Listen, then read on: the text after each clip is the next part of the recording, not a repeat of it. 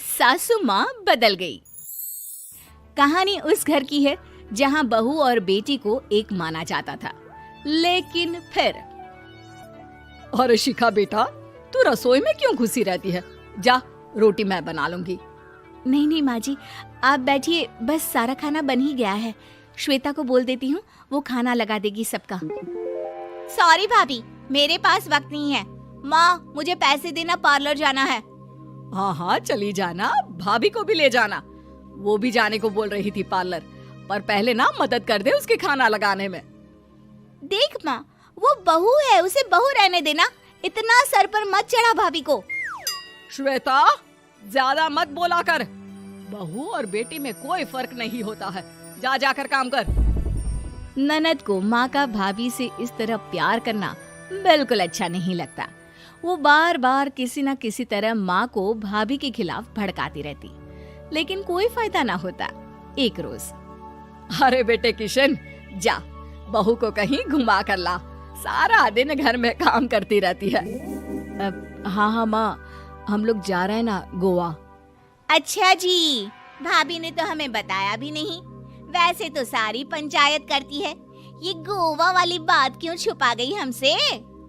अरे क्योंकि उसे खुद नहीं पता था बहन। मुझे टिकट सस्ती मिल रही थी तो मैंने बुक कर दिया। हाँ शिखा, पैकिंग कर ले, संडे हम जा रहे हैं गोवा। दोपहर में शिखा पैकिंग कर रही थी कि सास आ जाती है। ये क्या बहू, साड़ियाँ? अरे गोवा जा रही है घूमने या फिर शादी में मायके हैं? माँ जी, ऐसा कुछ है ही नहीं, समझ में नहीं आ रहा क्या रखूं कपड़े में। अरे तेरी और श्वेता की साइज तो एक ही है, उसके कुछ मॉडर्न कपड़े ले ले, आकर लौटा देना। हाँ माँ जी, ये ठीक रहेगा। शिखा श्वेता के पास जाती है और उससे कपड़े मांगती है। ना जी ना, मैं अपने कपड़े ना दूं, वैसे भी फैल जाएंगे मेरे कपड़े, बहुत महंगे वाले हैं।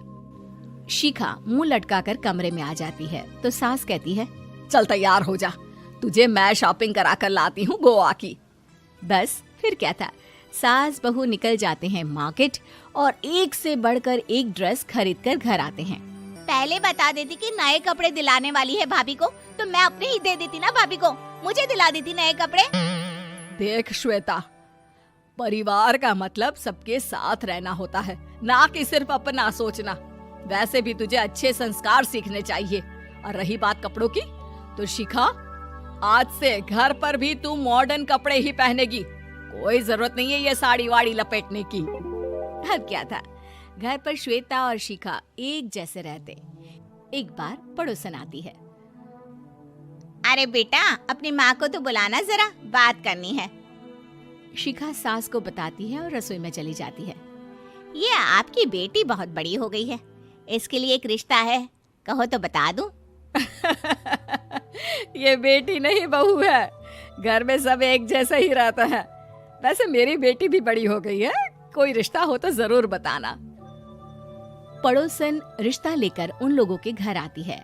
तब श्वेता की होने वाली सास कहती है, तो ये घर है, कितने मंजिल का है? और ये बहू ने आपकी क्या पहन रखा है, जीन्स टॉप? अरे भाई, साड़ी वाड़ी नहीं है क्या इसके पास? देखिए, सर्दी है तो साड़ी में बहू कैसे मैनेज करती, वैसे पहनती है साड़ी भी। देखिए, हम लोग ठहरे पैसे वाले लोग, कोई कमी नहीं है हम लोगों के पास पैसों की, बहुत पैसे हैं, जमीन, नौकर चाकर, कार, सब कुछ है, लेकिन घर में संस्कारी बहू चाहिए। समझ रही हैं ना आप? सास कुछ कहती कि श्वेता बोल पड़ती है, हाय रे, नौकर चाकर से लेकर जमीन, कार, पैसा, हाँ हाँ मुझे रिश्ता मंजूर है मुझे। अरे रुक जा श्वेता, मैं बात कर रही हूँ ना। देखिए, हम लोगों के घर इतनी आजादी नहीं मिलेगी। अरे हाँ कर देना माँ, हाँ कर दे जल्दी से। सास क्या करती, बेटी की शादी ऐसे घर में कर देती है जहाँ ना उनके विचार मिलते हैं और ना ही आचार। शादी के बाद एक रोज फोन पर, श्वेता बेटा, एक बार घर आ जा, बहुत दिल करता है तुझे देखने का। माँ, वो घर पर बहुत काम होता है, कैसे आऊँ? बड़ा घर है, लेकिन आने जाने वालों की लाइन ही लगी रहती है। बेटा मैं तो जानती थी उस घर का हाल, लेकिन तू ही नहीं मान रही थी। माँ देख, हर घर का यही हाल है। तेरी बेटी को यहाँ घूंघट हटाने की परमिशन नहीं है और एक तरफ भाभी स्कर्ट पहनकर घूम रही है। बेटा मुझे क्या पता था कि मेरी बेटी को ससुराल के नाम पर पिंजरा मिल जाएगा। अच्छा माँ, फोन रखती हूँ, सास को गर्मा गर्म रोटी खिलानी है। तुम लोगों की तरह नहीं कि एक रोटी बनाओ, एक सब्जी बनाओ, फिर सारा दिन फ्री होकर घूमो। सास फोन तो रख देती है, लेकिन सोच में पड़ जाती है कि एक तरफ बेटी जिसे कोई आजादी नहीं, वहीं दूसरी तरफ बहू जिसे देखकर लगता ही नहीं कि उसकी शादी भी हुई है। अगले रोज। शिखा, अरे ओ शिखा। हाँ माँ, क्या हुआ? कुछ चाहिए आपको? मैं जिम जा रही थी। जिम के कपड़ों में बहू को देखकर सास को घूंघट में अपनी बेटी का ख्याल आता है। देख बहू, घर में बहू की तरह रहा कर। इतने टाइट कपड़े पहनकर जिम जाना पसंद नहीं मुझे। जा जाकर रोटी बना। रोटी? माँ अभी तो शाम की 6 बजे हैं, इस वक्त रोटी? अब क्या मेरे खाने पीने पर भी पहरा है? अरे जब मर्जी तब मैं अपने घर में खा भी नहीं सकती क्या? बहू को अजीब लगता है। वो समझ नहीं पाती कि जो सास कल तक इतनी सपोर्टिव थी, उन्हें अचानक से क्या हो गया। वो किचन में जाती है, गरम रोटी के साथ 2 तरह की सब्जी, रायता, सलाद सब लेकर सास के पास आती है। माँ जी, खाना। इतना सारा खाना? राक्षस समझा है क्या मुझे? रोटी मांगी थी मैंने गर्मा गर्म बस। पर माँ जी, रोटी खाती किससे आप? सब्जी तो बनानी थी ना। अरे भूख मर गई मेरी तेरी बहस से। जा जाकर काम कर, अंदर पूरी रसोई साफ कर। बहू अंदर चली जाती है। थोड़ी देर में श्वेता घर आती है। अरे शिखा जल्दी से चाय ला, पकवान बना, मेरी बेटी आई है। अरे नहीं नहीं माँ, ड्राइवर बाहर खड़ा है। मैं तो घर का कोई सामान खरीदने के बहाने यहाँ आ गई हूँ, मुझे जाना होगा। अरे बेटा, पर कितने दिनों बाद देख रही हूँ तुझे, रहने आ जाना 2-4 दिन के लिए। आ जाऊंगी माँ, जब मेरी सास मरेगी तब। मैं तो रोज मन्नत मानती हूँ कि मेरी सास मर जाए तो अच्छा है। अच्छा चल, जा रही हूँ माँ। हे भगवान, कैसे कैसे दिन देखने पड़ रहे हैं मेरी बेटी को। सास अंदर जाती है, जहाँ श्वेता की जिम वाली सहेली का फोन आया होता है। क्या बात है, आज जिम नहीं आई? अरे पता नहीं यार, आज माँ को क्या हो गया अचानक।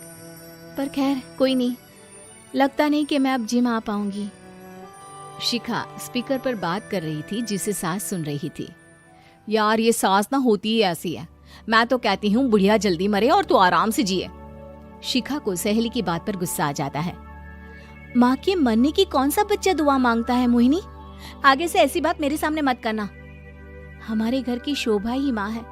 क्या हुआ जो थोड़ी सख्ती दिखा रही है? उसमें भी कोई ना कोई उनकी भलाई ही होगी। मैं तो कहती हूँ भगवान मेरे जैसी सास सबको दे, जो सिर्फ माँ की तरह है। सास वाली तो कोई बात ही नहीं है उनमें। सास ये बात सुन रही थी। उनकी आंख में आंसू आ जाते हैं कि क्यों वो बेटी की किस्मत में बहू को भी भागीदार बना रही थी। शिखा, अरे ओ शिखा, क्या हो गया? जिम नहीं जाना क्या?